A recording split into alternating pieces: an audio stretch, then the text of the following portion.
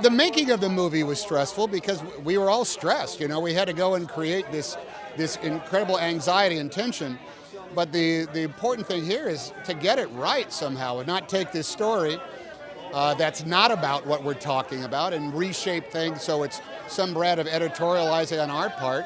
I think that's a sin. Otherwise, you got to take what really happened and figure out how to make that dramatic, as opposed to just saying, well, that's not a dramatic enough. Let's change it to our own purposes.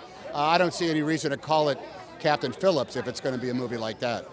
Knowing full well that, you know, there were going to be moments compressed and I was going to say and do things that he really didn't do, there is a truth to it that you have to go for.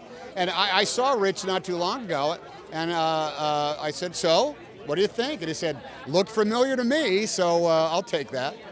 Just asking him how afraid he was of these pirates, you know, the hijackers, how much he worried about his own life. He said, look, there's a number of ways of worrying about your life.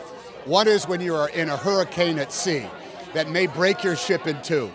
That's one kind of fearing for your life. Another is when there's a fire on board in the engine room and you can't get your crew out of there. That's another way of worry for your life. In this regard, he always had some brand of knowledge that he could play.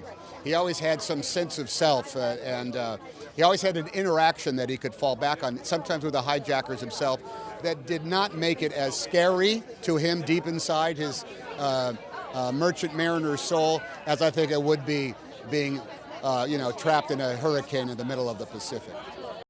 We had seen guys that looked like Somalis, you know, around the shoot, but we didn't know who they were. And yeah, when they finally did come in, it was a very long scene.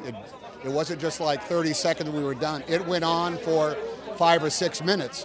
And yeah, not often does the hair stand up on the back of your head when you're making a movie in a realistic way, just based on what people look like when they come see it.